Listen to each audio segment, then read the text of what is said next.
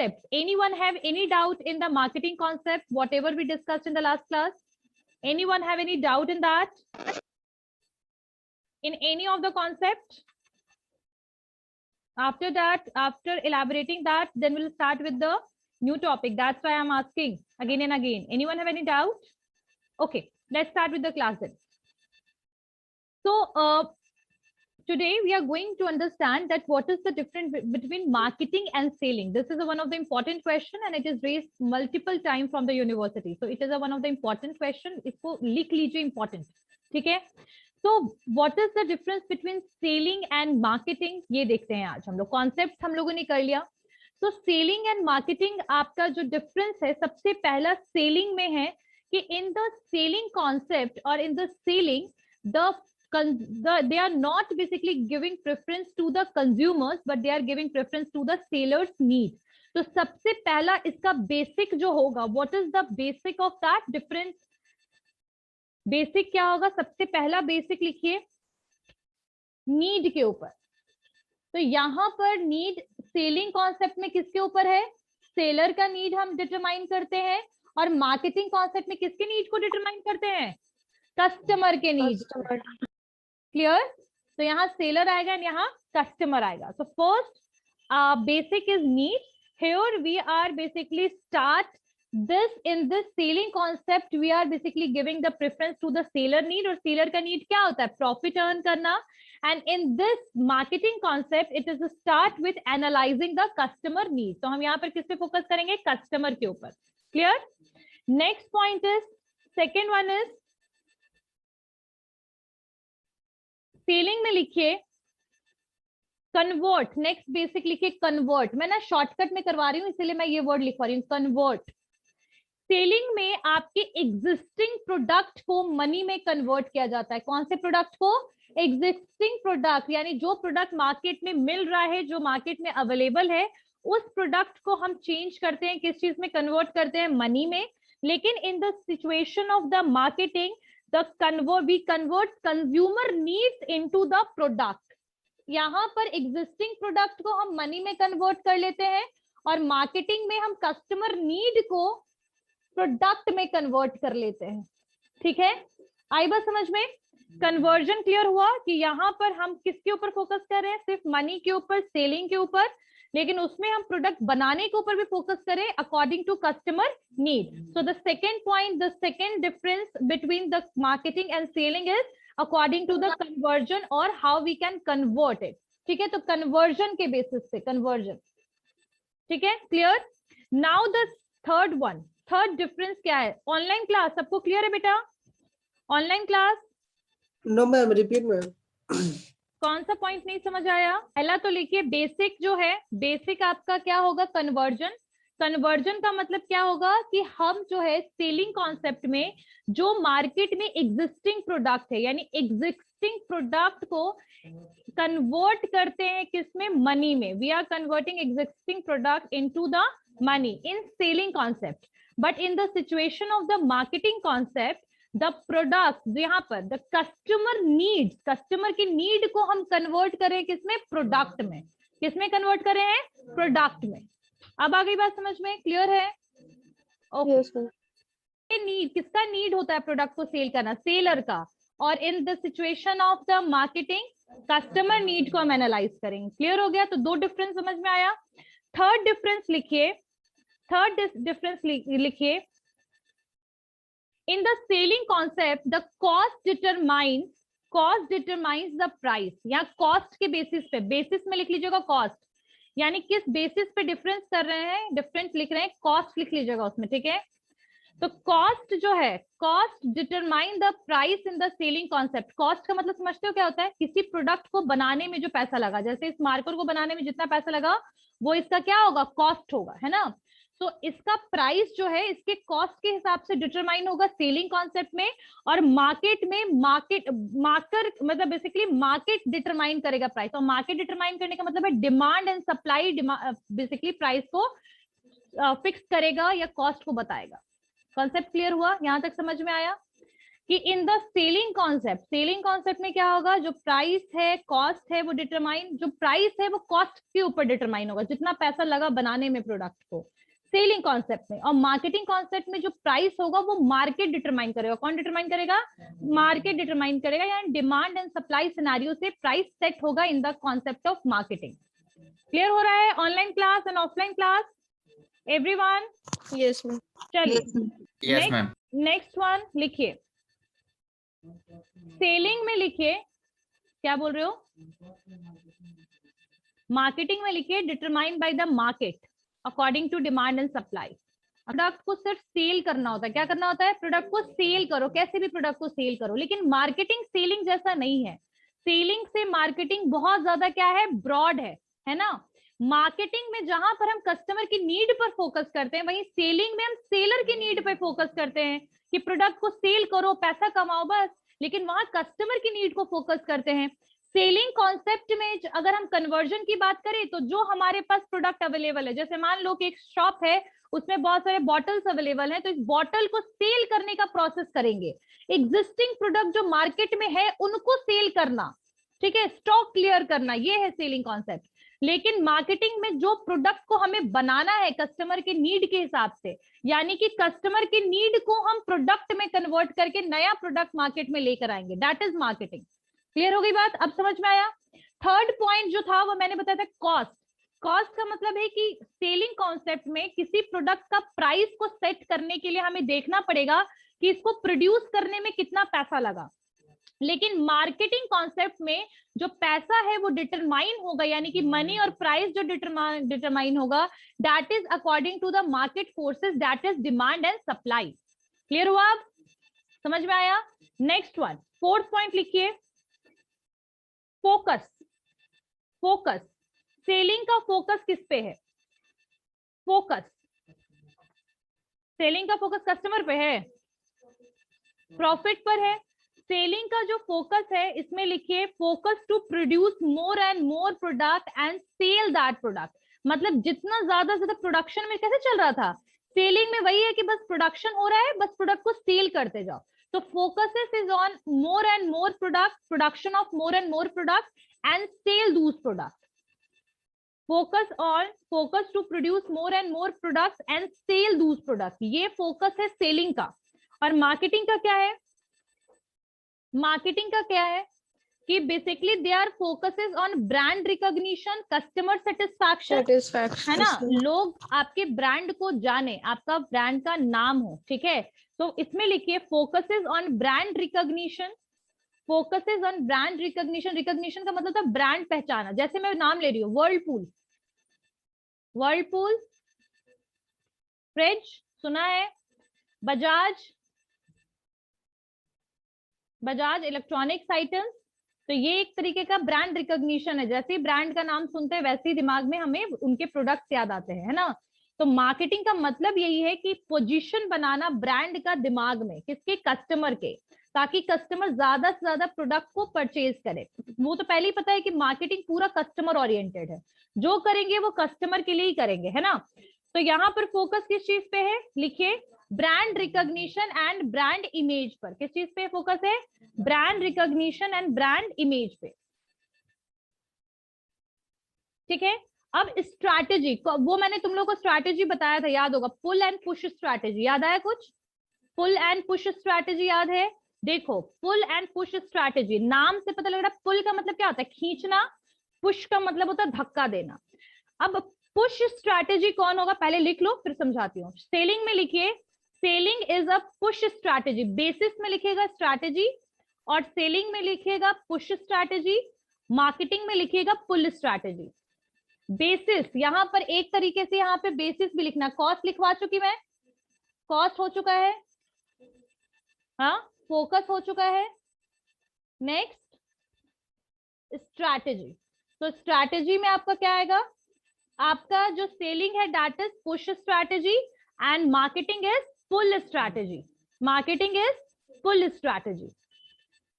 अच्छा, push strategy का मतलब पता है क्या होता है? जैसे मान लो कि हमने कोई सेल्स प्रमोशन किया, हमने एडवर्टीजमेंट किया, ठीक है, मतलब एक तरीके से हमने कोई इस तरीके का स्ट्रैटेजी यूज किया सेल करने के लिए, ताकि लोग हमारे यहाँ पर बेसिकली उनको कन्विंस किया हमने कि भाई आओ मेरे यहाँ से प्रोडक्ट खरीदो।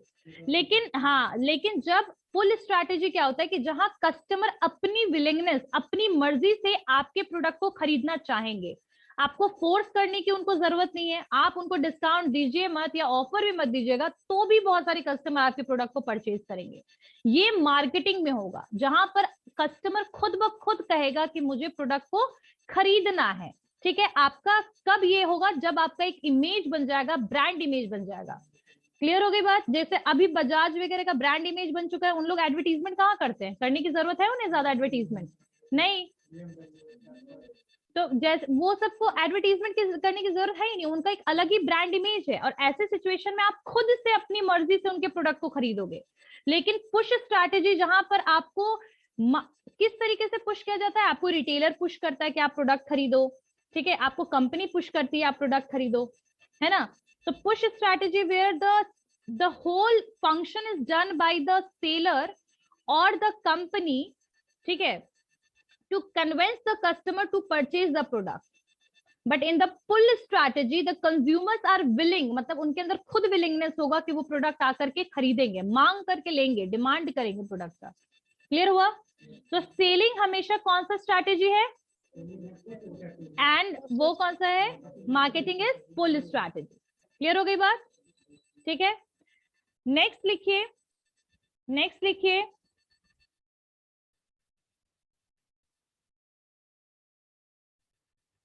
अच्छा, ये तो समझ में आ गया होगा कि मार्केटिंग में मार्केटिंग मेन फंक्शन है, उसमें प्रोडक्शन, सेलिंग में प्रोडक्शन, और बस सेल करते जाओ। ये तो हो ही गया क्लियर?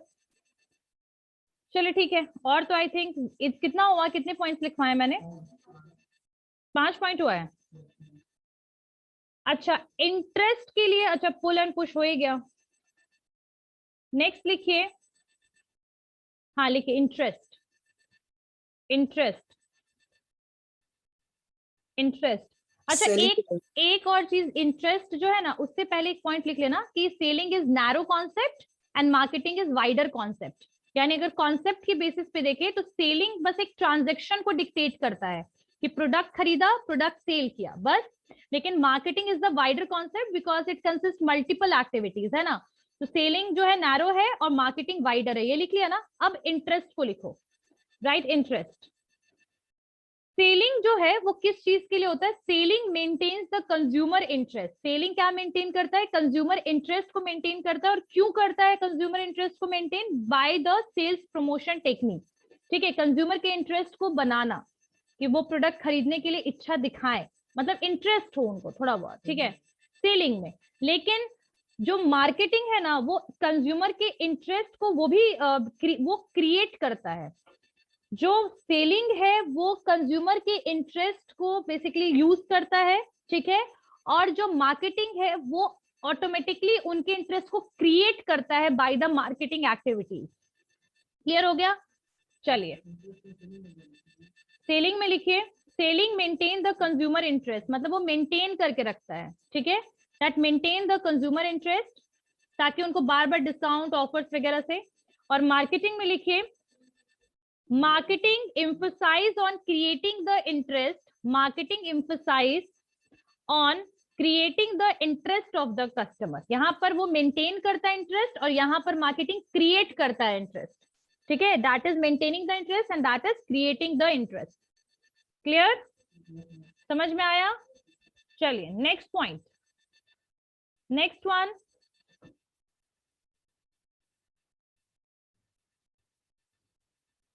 आई थिंक इतना 6-7 पॉइंट हुआ कि नहीं? हो गया ना? तो काफी, आई थिंक इससे ज्यादा की जरूरत नहीं है। What is marketing mix? Marketing mix क्या है? That is concept, that is concept, production, product, selling, marketing and societal marketing, that is concept. I am asking what is marketing mix? Ever you heard about it? Product, price, place, promotion. Very good. Product, price, place, promotion. 4 P's of the marketing. So marketing mix is a tool or that is a strategy. क्या है वो? एक तरीके से एक strategy tool, एक तरीका है where they are using the various elements. कौन कौन से elements को use कर रहे हैं? 4 P's को use कर रहे हैं for making या for doing the marketing functions and for satisfying the customers need, यानी कस्टमर के नीड को सेटिस्फाई करने के लिए जो मार्केटिंग स्ट्रैटेजी यूज करेंगे हम, उसमें हम 4 P's को यूज करेंगे. किसको यूज करेंगे? 4 P's को. Product, price, place, promotion. Product का मतलब क्या होता है? What is the meaning of product? What is product?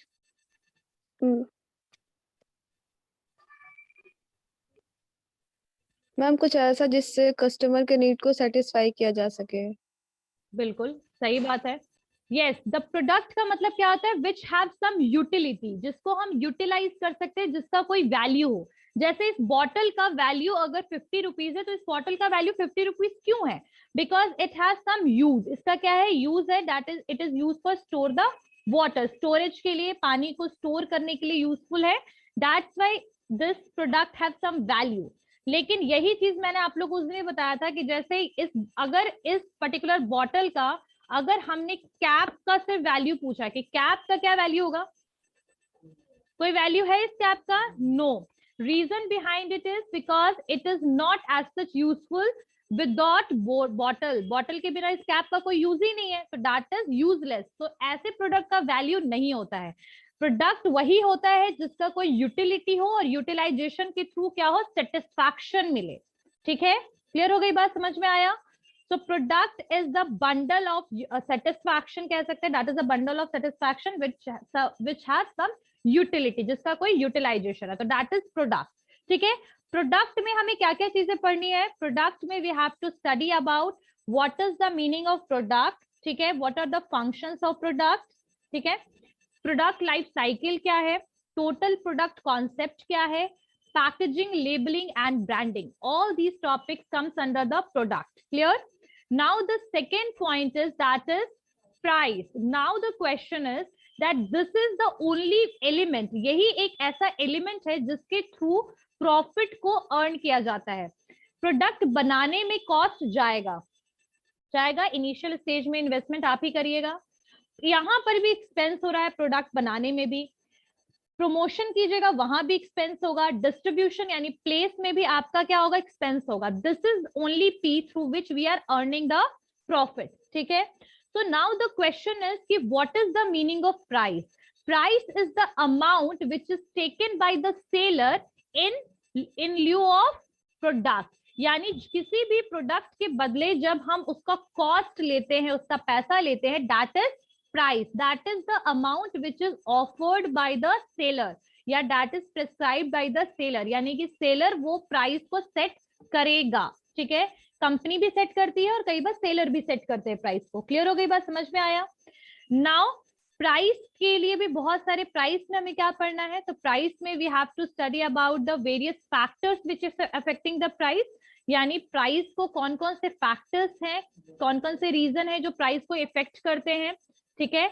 और सेकेंड पढ़ना है टाइप्स ऑफ प्राइसिंग स्ट्रैटेजी. यानी प्राइस किस किस टाइप के अवेलेबल है. ठीक है. किस तरीके से हम प्रोडक्ट की प्राइस को सेट कर सकते हैं. तो ये हमें पढ़ना है प्राइस में. Next topic is promotion. Next one is promotion. Now the question is कि what is the meaning of promotion. So promotion is basically a strategy. It is a way of communication and it is a way of giving knowledge and awareness to the consumer about the product. यानी product के बारे में उनको knowledge देना, उनको aware कराना, उनको influence करना कि ये टाइप का ये प्रोडक्ट मार्केट में अवेलेबल है, इसकी जानकारी देना, ये प्रमोशन होता है. It is a type of communication. ये क्या है? Type of communication. जैसे कि हम मैगी का एडवर्टीजमेंट देखते हैं तो उसमें कैसे बोलता है 2 मिनट में मैगी, इस तरीके से वो स्टेटमेंट भी यूज करता है. So the way they are saying, they are promoting the product, that this product is very much beneficial. You can cook it within 2 minutes, right? So communicate करना यानी आपसे वो एक तरीके का वो one way communication है जहां पर आप बात नहीं कर रहे हैं, but they are basically giving you the information. So that is promotion. It is a way of influencing the consumer. Influence करना consumer को, क्या करना? Influence करना consumer को कि product purchase कीजिए. परसुएट करना, इन्फ्लुएंस करना, अपने ब्रांड इमेज को इंक्रीज करना, ठीक है, पोजिशनिंग करना, यानी दिमाग में पोजीशन बनाना उस ब्रांड का, that is the use of promotion, ठीक है। Now the question is that what we have to study in promotion. So in the promotion, we have to study about the elements of promotion like advertisement, personal selling, sales promotion, publicity, direct selling. ठीक है, so these things we have to study in the promotion.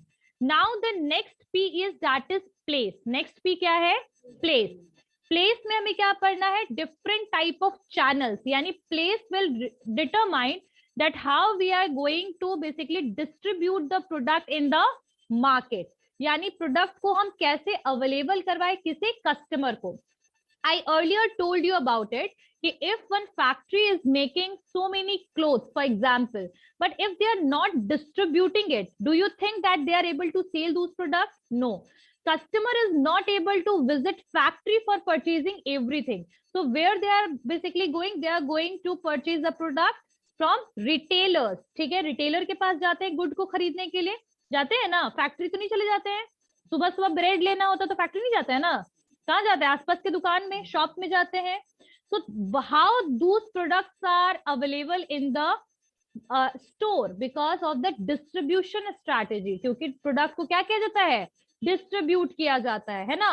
So in the place we will understand that how the product is distributing from the producer to the retailer, either from the producer to the wholesaler, producer to the retailer, producer to the producer से consumer तो बहुत rare case है. तो किस तरीके के channels को हम यूज करेंगे, ठीक है. How many type, there are 4 type of channels, major channels देखेंगे हम लोग, ठीक है. फिर how we will distribute the product, like selectively करेंगे, इंटेंसिवली करेंगे, एक्सक्लूसिवली करेंगे. So we are going to understand about this. We are going to understand about the supply chain management. Supply chain management, how we can control the inventory, stock को कैसे maintain करेंगे, product को किस तरीके से provide करेंगे, order को process कैसे करेंगे, क्वालिटी कैसे मेंटेन करेंगे, ठीक है. आउट ऑफ स्टॉक सिचुएशन है तो उसको कैसे मैनेज करेंगे. हर चीज को हम डिस्ट्रीब्यूशन में देखेंगे. क्लियर है. साथ साथ में वेयर हाउस का रोल क्या है? वेयर हाउस समझते हो? वेयर हाउस जहाँ पे स्टॉक को रखा जाता है, वेयर हाउस का रोल क्या है, ट्रांसपोर्टेशन का रोल क्या है. क्लियर है.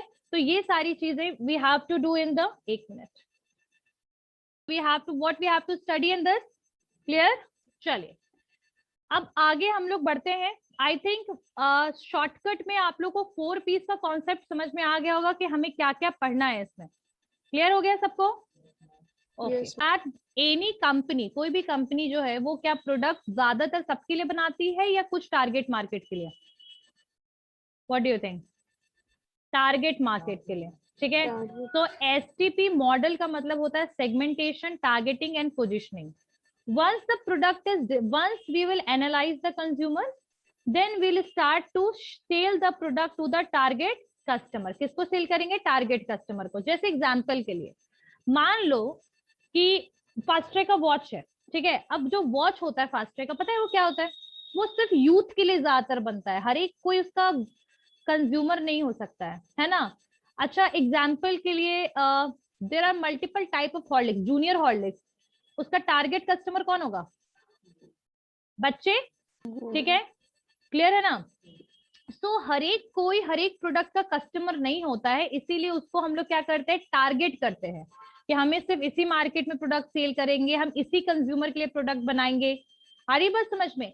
सो सेगमेंटेशन का मतलब होता है जितना भी पूरा मार्केट अब हमारे पास है, उस मार्केट को हम सेगमेंट कर देते हैं वेरियस पार्ट में, कि A1 मार्केट ये है, 2 मार्केट ये है, 3 ये है. तो या तो हम अलग अलग टाइप के कस्टमर के लिए अलग अलग प्रोडक्ट बनाते हैं, या तो किसी एक ही सेगमेंट के लिए प्रोडक्ट बनाते हैं, ठीक है. तो segmentation is a division of the market and converting the heterogeneous, heterogeneous मतलब जो वेराइटीज ऑफ कंज्यूमर है, हेट्रोजेनस को कन्वर्ट करते हैं होमोजेनस में, ठीक है. तो that is segmentation. What is targeting की अगर हम बात करें तो टारगेट का मतलब होता है कौन सा सेगमेंट को प्रोडक्ट सेल करेंगे, और पोजिशनिंग का मतलब होता है कैसे ब्रांड इमेज प्रोडक्ट का बनाएंगे. So that is positioning. Clear. तो एसटीपी मॉडल क्लियर हो गया. सेगमेंटेशन, टारगेटिंग एंड पोजिशनिंग मैंने शॉर्टकट में बताया है, अभी इसको इलाबोरेट मैंने नहीं किया है. सेगमेंट करना, ये देखो, ये एक मार्केट है, ये मार्केट है, ठीक है, इसको हमने सेगमेंट कर दिया, मार्केट को हमने क्या कर दिया, सेगमेंट कर दिया। अब इस पूरे मार्केट में से इसी वाले सेगमेंट में प्रोडक्ट सेल करेंगे, टारगेट किया, और अब इस टारगेट मार्केट के लिए हमने पोजीशनिंग का काम किया, यानी कि अब हम प्रोडक्ट का प्रमोशन करेंगे, ठीक है, प्रोडक्ट को प्रमोट करेंगे कि जो कंज्यूमर्स हैं वो क्या करें, प्रोडक्ट को खरीदे, परचेज करें, एक ब्रांड इमेज बनाएंगे। तो पोजीशनिंग के लिए कई बार बहुत सारे स्टेटमेंट यूज होते हैं, आपने वही होता है ना, माउंटेन ड्यू के लिए क्या है, डर के आगे जीत है ना। तो पोजीशनिंग के लिए स्टेटमेंट्स वगैरह यूज करना, एडवर्टीजमेंट करना, जिंगल्स यूज करना, तो वो सारी चीजें हम पोजीशनिंग में पढ़ेंगे। क्लियर हो गया? Okay, what is the meaning of product? Let's start with the second chapter, and that is product decision. What is product decision? Segmentation, targeting and positioning के लिए don't worry, we are going to basically do it in a elaborative form. ठीक है, elaborative form में हम करेंगे. Now the question is, what is product? What is product? So product क्या है? So product is anything which is offered in the market and which have some value and utility satisfaction, which is for satisfying the consumer need. So that is product. ठीक है, अब product में दोनों आएगा, tangible भी चीजें आएंगी और इनटैंजिबल भी आएंगी। आई थिंक मैंने पहले ही बता दिया था, service and goods are included in product. Now there are level of product. अच्छा, लेवल ऑफ प्रोडक्ट का मतलब होता है कस्टमर, यहां पर लिखिएगा customer value hierarchy, customer value hierarchy. तो प्रोडक्ट कुछ भी हो सकता है, that can be the services, that can be the goods, soap, bottle, marker, book, laptop, desktop, everything comes under the goods, right? Teaching, banking, medical facilities, all these things comes under the services. तो ये सारा आपका क्या हो गया, मिलकर के product बनाता है, राइट? नाउ कॉन्सेप्ट समझ में आया, product value, utility, utilization, satisfaction, clear? Now what is the level of product? I am sharing the screen everyone, ठीक है? यहां पर ध्यान दीजिएगा कि अगर कोई भी प्रोडक्ट जो होती है उसकी यूटिलिटी इंक्रीज करती जाती है जब हम उसमें वैल्यू इंक्रीज करते जाते हैं। क्या इंक्रीज करते जाते हैं? जब हम वैल्यू इंक्रीज करते जाएंगे तो किसी भी प्रोडक्ट का वर्थ और उसकी यूटिलिटी इंक्रीज होती जाएगी, है ना। जैसे मोबाइल फोन में आजकल हम लोग सब टाइप ऐप वगैरह भी इसमें डाउनलोड कर सकते हैं, तो इसकी यूटिलिटी इंक्रीज हो रही है, डिक्रीज हो रही है? इंक्रीज हो रही है। तो बेसिकली यहाँ पर सेम वही तरीका है कि प्रोडक्ट की यूटिलिटी को इंक्रीज करने के लिए हम क्या करते हैं, उसमें वैल्यू को एड ऑन करते जाते हैं। लेकिन प्रोडक्ट का लेवल स्टार्ट कैसे होता है, किस तरीके से होता है, तो इसका एग्जाम्पल हम लेते हुए चलेंगे। सबसे पहले मोबाइल फोन का एग्जाम्पल लेते हैं, ठीक है। तो मोबाइल फोन में यहाँ पर याद रखिएगा कि आपका जो लेवल ऑफ प्रोडक्ट्स हैं उसके 5 लेवल हैं। टोटल कितने लेवल है? 5 लेवल्स आर देयर, 5 लेवल है उसका। थैंक यू, 5 लेवल है, ठीक है। हाँ ठीक, क्या क्या लेवल है देखिए। सबसे पहले एवरीवन, सब लोग देखिएगा, यहाँ पर ध्यान दीजिएगा इस चीज पे।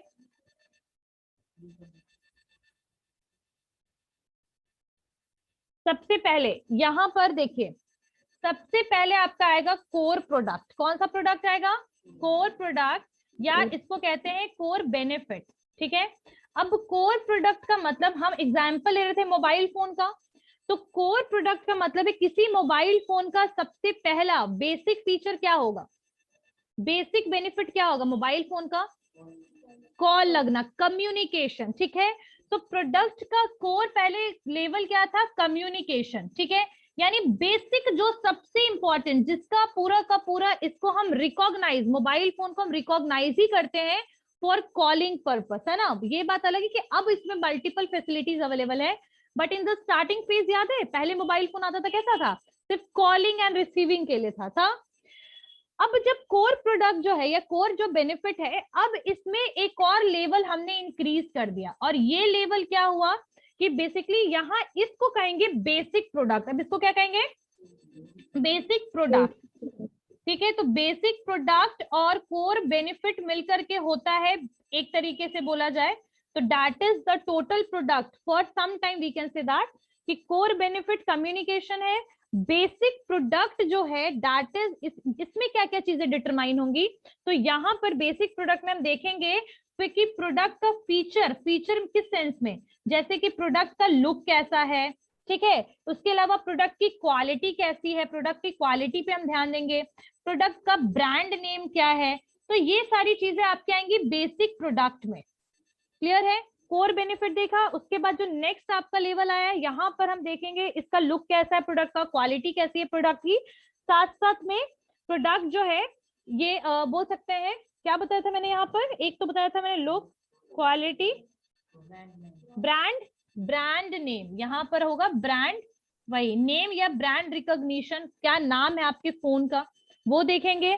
उसके बाद फिर इसके बाद एक और लेवल जो है दैट विल इंक्रीज, और इस लेवल को कहेंगे एक्सपेक्टेड प्रोडक्ट। इसको क्या बोलेंगे? Expected product. एक्सपेक्टेड प्रोडक्ट का मतलब है ऐसा प्रोडक्ट जिस, मतलब आप एज अ कंज्यूमर आपका क्या एक्सपेक्टेशन है प्रोडक्ट को लेकर के, ठीक है, तो आपको क्या चाहिए, प्रोडक्ट का प्रोडक्ट कन्वीनियंस होना चाहिए, यानी इजी टू कैरी होना चाहिए, ठीक है, एटलीस्ट इसमें मैसेज करने का ऑप्शन हो, ठीक है, लुक अच्छा हो इसका, यहाँ पर भी हम देखेंगे कि लुक बेटर हो, इकोनॉमिकल हो, यानी कि ज्यादा महंगा ना हो, आराम से ले पाए, तो ये सारी चीजें एक्सपेक्टेड प्रोडक्ट में आएगी। क्लियर हो गई बात, समझ में आया? एक्सपेक्टेड प्रोडक्ट में नाउ एक्सपेक्टेड के बाद एक और लेवल जो होगा दैट इज ऑगमेंटेड प्रोडक्ट। अब क्या आएगा? Augmented product. अब ऑगमेंटेड प्रोडक्ट में हम क्या क्या चीजों को देखेंगे? ऑगमेंटेड में हम यहाँ पर देखेंगे फीचर्स को, जैसे कि अब मोबाइल फोन में क्या क्या चीजें ऐड ऑन हो गई हैं, MP3, ठीक है, कैमरा, तो ऑगमेंटेड प्रोडक्ट में थोड़ा एडिशनल फीचर्स को देखेंगे। क्या देखेंगे? एडिशनल फीचर्स को, ठीक है, जैसे कि कैमरा का ऑप्शन है आपका, MP3 का ऑप्शन है, ये सारी चीजें ऑगमेंटेड में आएगी। और सबसे लास्ट में जो लेवल होगा प्रोडक्ट का that is known as potential. उसको क्या बोलेंगे हम? Potential product.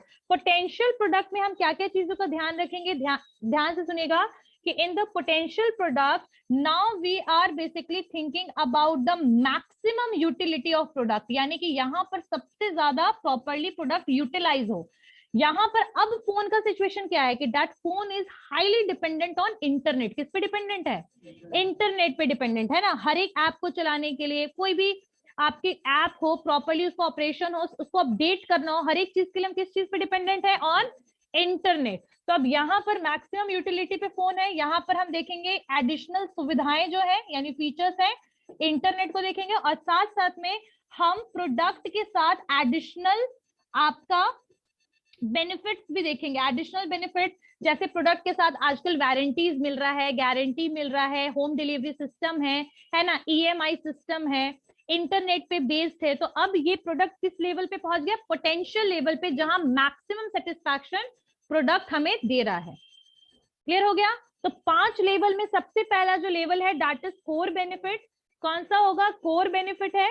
कोर के बाद आपका आएगा कौन सा? बेसिक प्रोडक्ट, यानी उसका लुक कैसा है, ब्रांड नेम वगैरह हम देखेंगे। उसके थर्ड में एक्सपेक्टेड प्रोडक्ट, जहां कस्टमर क्या एक्सपेक्ट करता है कि प्रोडक्ट कैसा होना चाहिए, कन्वीनियंस होना चाहिए, इजी टू कैरी होना चाहिए, ठीक है, उसके अलावा आपका लुक अच्छा होना चाहिए, इकोनॉमिकल होना चाहिए। उसके बाद एक्सपेक्टेड का ऑगमेंटेड, यानी कि प्रोडक्ट में और भी हम एडिशन करेंगे फीचर्स का, ठीक है, और सबसे लास्ट में एकदम मैक्सिमम यूटिलिटी पे पहुंच जाएंगे। जैसे कि अब मोबाइल में मैक्सिमम यूटिलिटी क्या है कि product is highly smart nowadays, है ना, आपका मोबाइल फोन स्मार्ट हो गया है, इंटरनेट से वर्क करता है, साथ साथ में प्रोडक्ट की वारंटी, गारंटी, एडिशनल बहुत सारे फीचर्स तो हैं ही, आपको होम डिलीवरी तक का भी ऑप्शन है, मोबाइल फोन घर तक में पहुंच जाता है ना, EMI का ऑप्शन प्रेजेंट है। तो all these things comes under the potential. Clear हो गया? पॉइंट समझ में आया? Stand up. यस, हाँ, चलिए बताइए मुझे क्या बताया मैंने, कितना लेवल बताया इधर देखकर। हाँ, स्टैंड अप।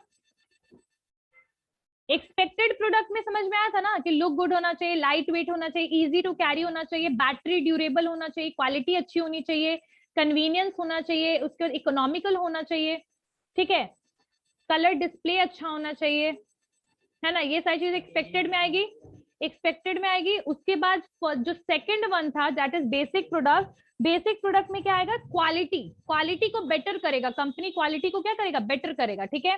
ऑगमेंटेड क्लियर है, additional feature, potential, maximum utility of the product clear.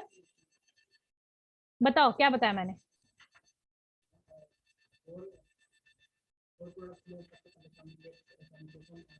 Core का मतलब क्या होता है?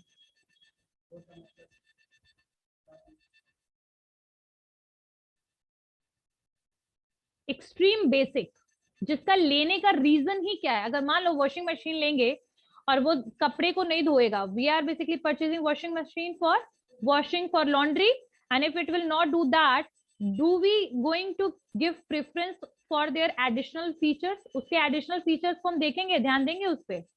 नहीं देंगे, क्योंकि जो बेसिक चीज है वही काम नहीं कर रहा। आज भी अगर हम फोन ले रहे हैं, मे भी हो सकता है इसमें एडिशनल फीचर्स है, मल्टीपल फैसिलिटीज के लिए हम इसको यूज कर रहे हैं, लेकिन स्टिल अगर इसमें कम्युनिकेशन नहीं होगा तो फिर भी हम फोन को खरीदेंगे क्या? नहीं है ना। तो बेसिक फैक्ट ये जो आपका कोर बेनिफिट है, इसका मतलब है कि the reason behind that why you are purchasing the product, reason behind why, what facility, the core facility or core benefit that product is providing. समझ में आया? नेक्स्ट क्लास में एकदम ध्यान से सुनना है everyone. Okay, total product concept में किसी को भी कोई डाउट है?